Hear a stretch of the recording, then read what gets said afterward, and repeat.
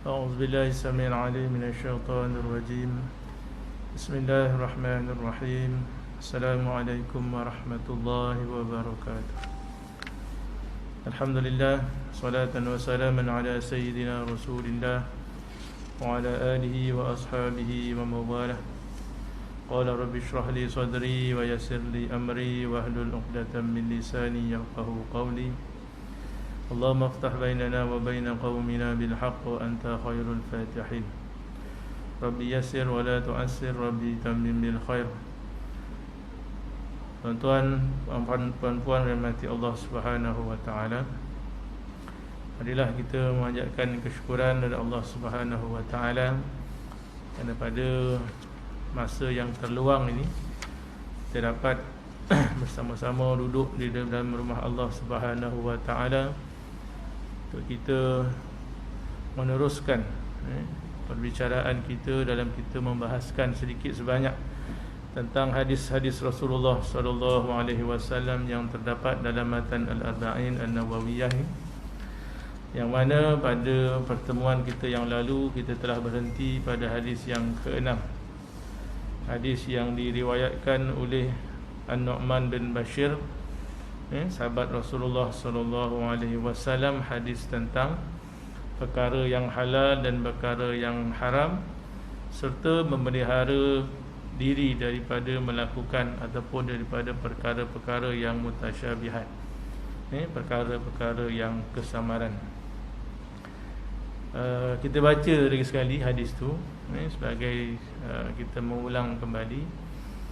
An Abi Abdullah An-Nu'man bin Bashir radhiyallahu anhuma qala sami'tu Rasulullah sallallahu alaihi wasallam yaqul innal halala bayyinun wa innal harama bayyinun wa bainahuma umurun mushtabihat la ya'lamuhunna katsirun minan nas faman ittaqa syubhat faqad istabra'a li dinihi wa 'irdihi wa man waqa'a fi syubhat waqa'a fil haram karra'i yar'al hawla al-hima yushiku an yarta'a fihi wa ala wa inna likulli malikin hima ala wa inna himallahi muharimuh ala wa inna fil jasadi mudghah idza salahat salahal jasadu kulluh wa idza fasadat fasadal jasadu kulluh ala wa hiyal qalb.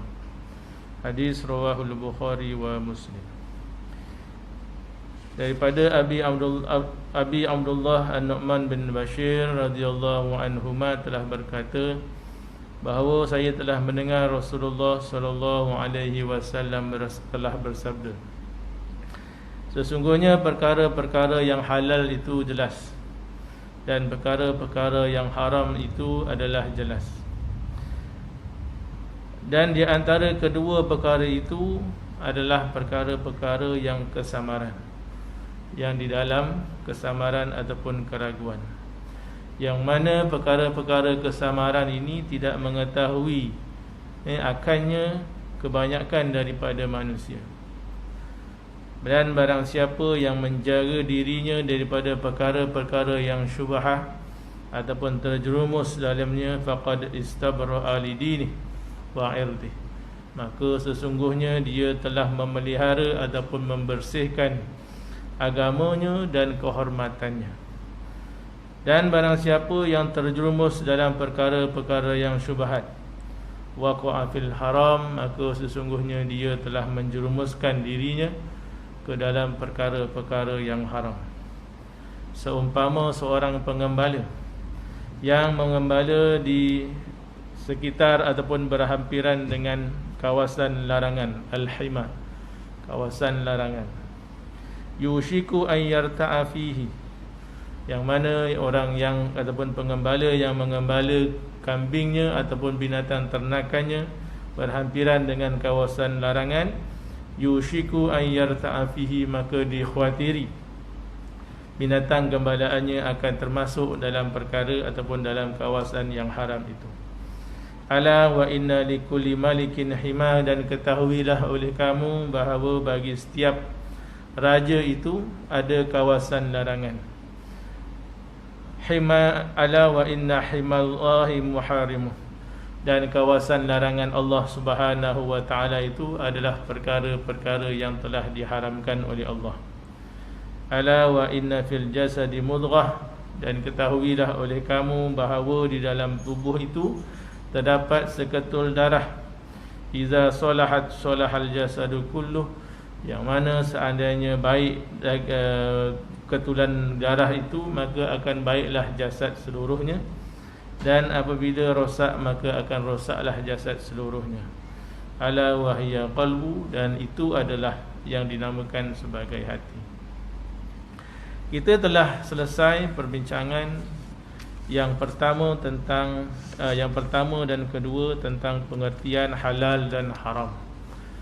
Mana yang kita semua maklum bahawa Rasulullah sallallahu alaihi wasallam datang bersama dengan firman Allah Subhanahu wa taala, menerangkan kepada kita umat yang beriman ini tentang apakah dia yang halal dan apakah dia yang haram.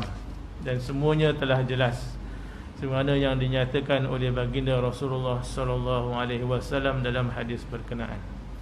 Tidak ada orang mukmin yang mengatakan perkara yang halal itu haram, dan tidak ada yang berkata sebaliknya, kerana semuanya telah dijelaskan dengan sejelas-jelasnya oleh Allah Subhanahu wa taala melalui lisan nabinya sallallahu alaihi wasallam. Yang menjadi persoalan ini adalah tentang perkara-perkara yang kesamaran, perkara-perkara yang masih belum jelas, perkara-perkara yang masih dalam pertikaian, sama ada ia halal ataupun sebaliknya yang dinamakan sebagai syubhah. Dr. Mustafa Abdul Rahman dalam menghuraikan hadis ini telah membahaskan tentang kepentingan memelihara diri daripada perkara syubhah dan memelihara diri daripada mengerjakannya. Dalam hadis berkenaan, Rasulullah sallallahu alaihi wasallam menyatakan, barang siapa yang meninggalkan perkara-perkara yang syubhah, perkara-perkara yang masih menjadi kesamaran sama ada halal ataupun haram, maka sesungguhnya dia telah membersihkan agamanya dan juga kehormatannya. Para yang kedua, apa yang disabda oleh Rasulullah sallallahu alaihi wasallam dan juga diterangkan oleh Sayyidina Ali karamallahu wajhah adalah bermaksud supaya seseorang berusaha memelihara dari mencampuri atau mengejarkan dan mengambil sesuatu yang menyebabkan timbulnya fitnah dan sangkaan yang buruk dari orang lain terhadap dirinya. Memelihara agama kita bermaksud mengelakkan orang berkata tentang apa yang kita lakukan ataupun apa yang kita ambil yang masih lagi dalam pertikaian sama ada halal ataupun sebaliknya. Itu yang dimaksudkan, siapa yang memelihara diri mereka daripada perkara-perkara yang syubhah, maka sesungguhnya dia telah membersihkan agamanya dan membersihkan kehormatannya. Menurut riwayat bahawa pada suatu masa Rasulullah sallallahu alaihi wasallam berdiri dan bersamanya isterinya Safiyah. Kemudian lalu dua orang laki-laki berjalan dengan secepat-cepatnya, seolah-olah ada suatu hal yang penting. Melihat keadaan ini, Rasulullah SAW berkata kepada keduanya, perlahan-lahanlah, janganlah bersegera sangat. Sebenarnya perempuan yang bersama aku itu ialah Safiyah, yakni isteriku. Rasulullah menerangkan demikian untuk menghapuskan sangkaan keduanya, kerana baginda merasa bimbang kalau tidak diberitahu nama Safiyah yang bersamanya, tentu akan timbul dari keduanya sangkaan yang jahat kepadanya yang menyebabkan keduanya bersalah pula. Rasulullah sendiri menjelaskan kepada dua orang lelaki itu bahawa yang bersamanya adalah isterinya Safiyah. Bagaimana Nabi, seorang yang maksum, dipelihara oleh Allah Subhanahu wa taala, yang mempunyai kedudukan yang sangat mulia pun sangat berhati-hati supaya tidak timbul fitnah dalam perbuatan baginda. Apatah lagi kita, kan? Kita pun kenalah begitu juga. Cuba mengelakkan diri kita daripada melakukan sesuatu ataupun terjerumus dalam fitnah, walaupun perkara yang kita buat itu sebenarnya tidak salah ataupun merupakan sesuatu yang halal. Contohnya macam apa parking depan kedai tutu lah kot kan, parking depan kedai tutu. Kalau tak ada tempat parking lain tu mungkinlah kan. Tapi kalau seboleh-boleh elaklah, takut fitnah kan. Jadi Rasulullah pun jaga, maka kita pun kena jaga supaya kita menjaga kehormatan diri kita, dan yang paling penting menjaga kehormatan agama kita. Makan kat kedai yang tidak ada tanda halal ke contohnya. Kalau tuan-tuan pergi ke Ion depan kita ni kan, ada satu kedai roti. Apa nama kedai rotinya? Bohemia apa? Betul-betul depan grocery store tu. Yang kerja memanglah pakai tudung semua, tapi kedai itu saya tilik memang tak ada cop halal. Tak tahulah kalau ada, habis bilik saya dah. Tapi sebab dia gunakan pekerja Melayu yang pakai tudung, maka berduyun-duyunlah orang kita masuk kan. Berduyun-duyun orang kita masuk. Itu satu perkara juga sebenarnya. Tak apalah, Cina tu strategi dia nak meniaga, nak tarik orang kan. Tapi yang kita ni, kita kena jalankanlah peranan kita. Kalau ada tanda halalnya, saya minta maaf lah, tapi memang saya dah cari tak jumpa lah. Tak tahulah kalau ada tersorok kat mana-mana kan. Itu satu perkara juga. Dalam kita membeli barang-barang makanan ke, pakaian ke dan sebagainya. Apatah lagi sekarang ni kulit pun macam-macam kan, kulit kasut pun macam-macam. Jadi kita kena jaga semua perkara-perkara berkenaan supaya kita sendiri tidak menjadi fitnah. Kita tidak menjadi fitnah. Apatah lagi pakaian-pakaian yang syubhah. Pakaian-pakaian yang syubhah, yang membalut aurat, bukan menutup aurat. Kan? Pakaian yang membalut aurat. Itu satu perkara juga. Kita tak boleh nak bezakan antara membalut aurat dengan menutup aurat. Ini satu benda yang harus kita sentiasa perhatikan. Supaya macam Nabi kata, kita tak jadi fitnah kepada agama kita. Pak Haji pun begitu. Contoh kan, Mak Haji pun begitu. Balik umrah pun sama juga. Okey lah kot. Apalagi Pak Arab dan sebagainya kan. Sebab Islam ni orang nampak, kalau Pak Arab tu memang orang alim lah. Padahal Allah Subhanahu Wa Taala sendiri cakap dalam surah apa tu, Al-A'rabu asyaddu kufran wa nifaqa. Agama itu bukan pada cop kaum. Kan? Kaum itu tidak menjanjikan bahawa agama seseorang itu sempurna. Allah sendiri kata Al-A'rabu asyaddu kufran wa nifaqa, bahawa orang Arab ni yang paling jahat ni orang Arab lah tu. Asyaddu kufran, yang paling kufur tu orang Arab. Yang paling munafik pun orang Arab. Jadi tok guru saya kata, kalau gaduh dengan Arab, baca ayat tu, diamlah dia. Satu cara lah kalau nak menang berdebat dengan orang Arab ni. Al-Arabu asyaddu kufran wa nifaqa. Jadi habislah hujah dia. Tapi bukan nak kata Arab tu sama dah juga kita kalau kat Malaysia ni orang Melayu lah. Asal muka Melayu pun orang kata orang Islam. Jadi kita kena sentiasa menjaga tingkah laku perlakuan supaya kita tidak menjadi fitnah kepada agama kita sendiri.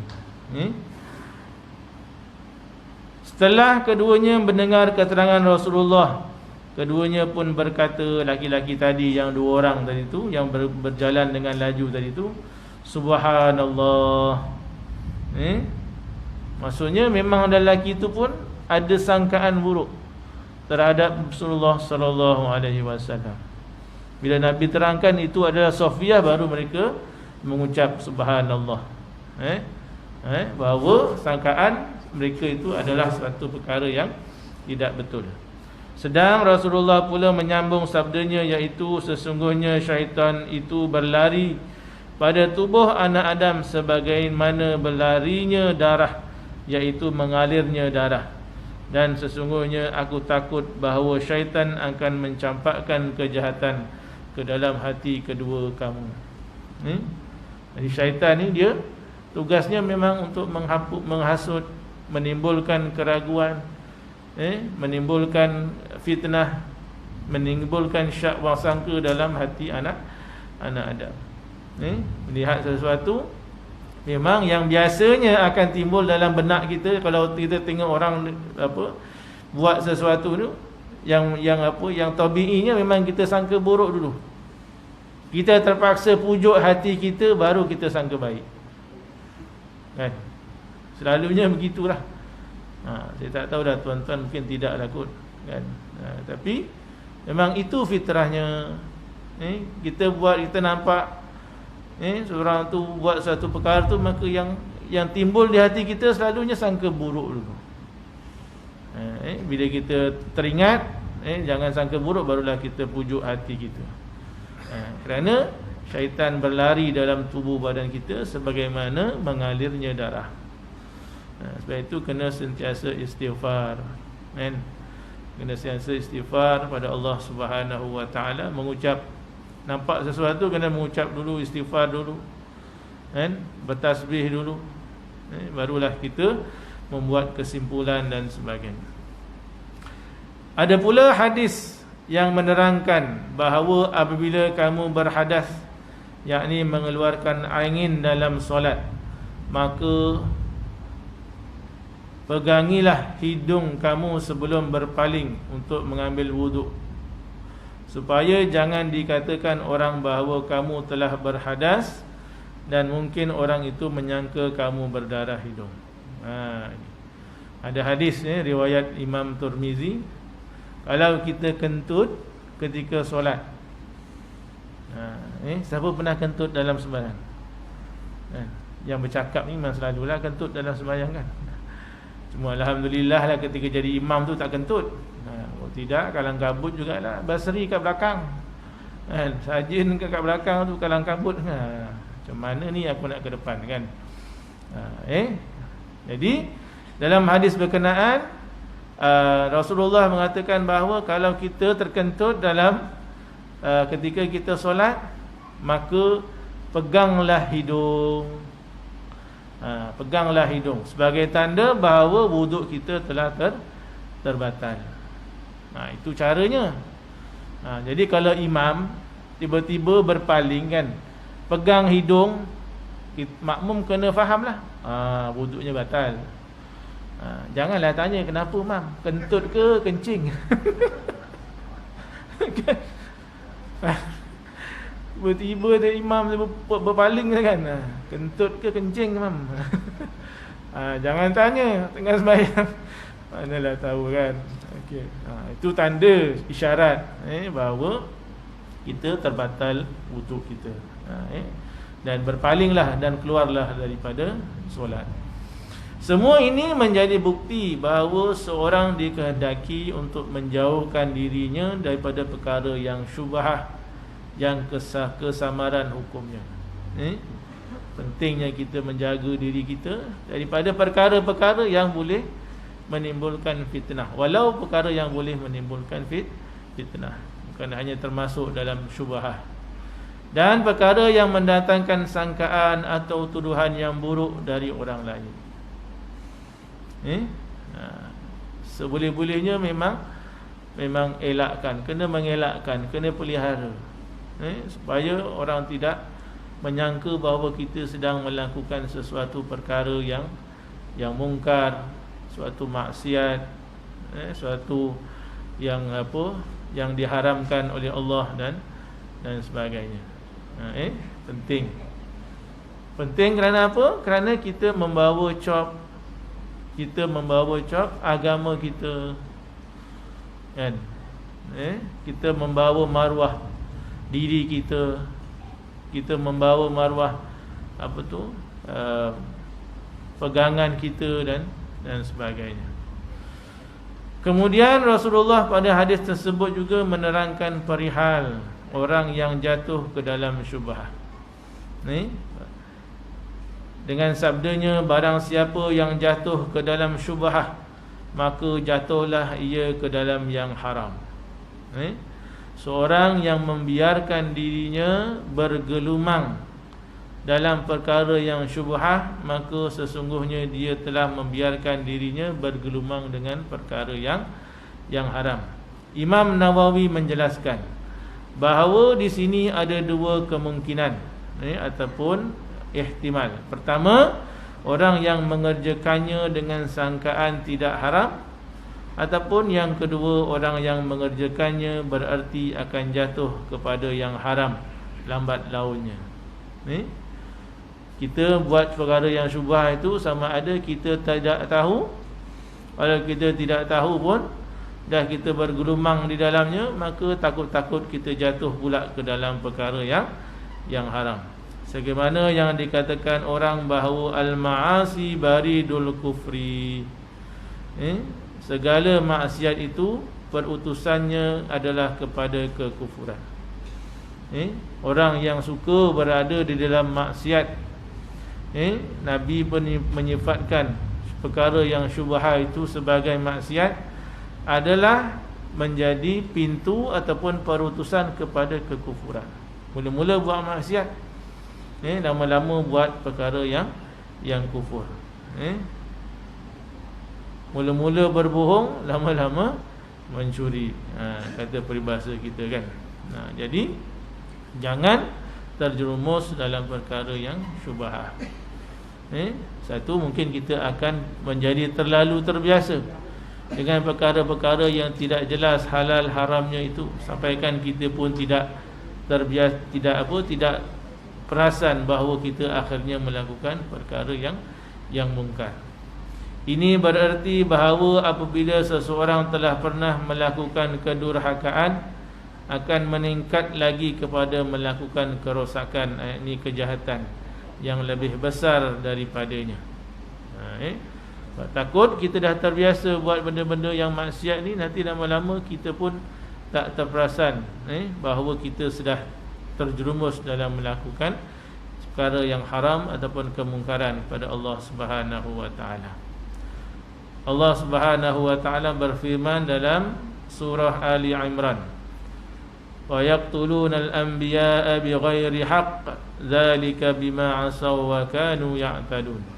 Dan mereka, yakni Bani Israel, telah membunuh nabi-nabi dengan tiada hak. Yang demikian itu kerana mereka telah derhaka pada mulanya, dan adalah mereka pada akhirnya melampaui batas. Bani Israel ni mula-mula dia durhaka je, tak sampai pada peringkat membunuh para nabi, kan? Tidak mengikut ajaran para nabi mereka, sengaja melakukan kemaksiatan dan sebagainya. Akhirnya kedurhakaan ini menyebabkan mereka pun tega untuk membunuh akhirnya para nabi-nabi mereka. Mula-mula banyak melakukan maksiat saja, tapi akhirnya melakukan sesuatu yang sangat melampaui batas sampai membunuh. Okey. La'anallahu sariqu la'anallahu sariqa yasriqul baydah fayuqta'u yadahu wa yasriqul habl fayuqta'u yadahu. Dalam hadis yang lain, Rasulullah SAW menyatakan bahawa Allah telah mengutuk pencuri yang mencuri telur lalu dipotong tangannya, dan orang yang mencuri tali lalu dipotong tangannya. Berarti bahawa pencuri tersebut pada mulanya dilaknat Allah, tetapi pada akhirnya bukan sahaja dilaknat, malahan dihukum potong tangan kerana maksiat dan perbuatan mencuri yang dilakukan. Mula-mula buat yang kecil, lama-lama buat yang besar. Itu kalau kita membiasakan diri kita melakukan perkara yang syubhah. Apatah lagi kita melakukan perkara yang makruh. Begitu juga, sama aja. Tak apa ustaz, ni makruh aja. Yalah, mula-mula makruh, lama-lama terjerumus dalam perkara yang haram. Itu yang kita takut. Itu yang kita tak mahu. Andainya kita membiarkan diri kita sentiasa melakukan perkara yang dibenci oleh Allah Subhanahu wa taala, walaupun hukumnya hanya makruh. Kerana makruh itu sendiri adalah perkara yang dibenci. Kita tahu benda itu makruh, Allah tidak suka, tapi kita buat dengan alasan bahawa dia bukan haram lagi. Takut-takut dengan hasil kita terjerumus dengan perkara-perkara makruh itu, maka akhirnya kita pun tidak merasa berat untuk melakukan benda yang haram. Wal-iyazubillah. Maka dengan keterangan ini dapatlah dia mengerti bahawa orang yang pernah berbuat suatu kejahatan akan berbuat lagi beberapa kejahatan yang lebih besar akibatnya dan bencananya dari yang mula-mula sekali, sekiranya tidak ada pengawasan dari dalam dirinya sendiri atau dari luarnya. Mula-mula buat dosa kecil, kemudian buat dosa besar. Mula-mula hanya buat benda-benda yang makruh saja, lama-lama terjerumus dalam perkara yang haram. Sebab itu kita kena sentiasa menjaga diri kita daripada walaupun melakukan perkara-perkara yang kesamaran, perkara yang boleh menimbulkan fitnah. Walaupun benda yang kita buat tu betul, tapi terbuka kepada fitnah, contohnya terbuka kepada fitnah, maka itu juga dilarang oleh Rasulullah sallallahu alaihi wasallam. Dengan sebab takut kita terbiasa melakukan perkara berkenaan sehingga mendorong kita melakukan kesalahan dan dosa kepada Allah Subhanahu wa taala. Sebab itu pengawasan ini penting. Pengawasan ini penting. Keupayaan kita untuk menjaga diri kita daripada melakukan perkara-perkara berkenaan juga adalah sangat penting. Kerana Nabi kata, barang siapa yang menjaganya, maka dia telah menjaga kehormatannya dan juga kehormatan agamanya. Demikian pula orang yang biasa berbuat perkara syubhah. Samalah juga dengan orang-orang yang buat perkara syubhah.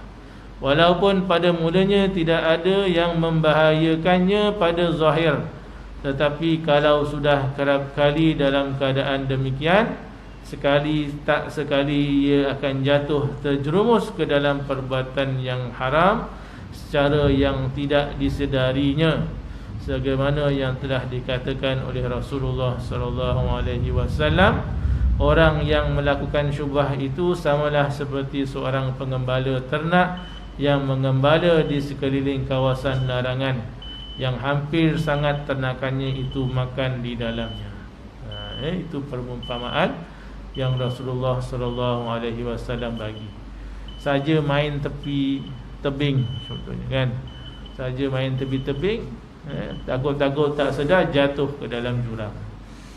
Jadi kita kena sentiasa menjaga diri kita daripada perkara-perkara berkenaan. Macam dalam dalam Al-Quran sendiri Allah Subhanahu wa taala sendiri menyebut la taqrabu zina innahu kana fahishatan wa asa sabila. Jangan hampiri, bukan jangan buat. Jangan hampiri pun zina tu. Kerana orang yang menghampiri zina itu sentiasa sengaja mendedahkan dirinya untuk melakukan perbuatan yang sedemikian. Jadi samalah semangatnya dengan apa yang hadis yang telah kita bacakan tadi. Jadi sudah masuk Isyak, insya-Allah kita berhenti di situ dan kita sambung dalam dengan perbahasan yang selanjutnya oleh Dr. Mustafa Abdul Rahman dalam sesi yang berikut, insya-Allah. Kita tutup dengan tasbih kafarah dan suratul Asr. Bismillahirrahmanirrahim. wal 'asr innal insana lafi khusr illa alladhina amanu wa 'amilus shalihat wa tawasaw bil haqq wa tawasaw bis sabr. Subhanakallahumma wa bihamdika asyhadu an la ilaha illa anta astaghfiruka wa atubu ilaik. Wabillahi taufiq. Assalamualaikum warahmatullahi wabarakatuh.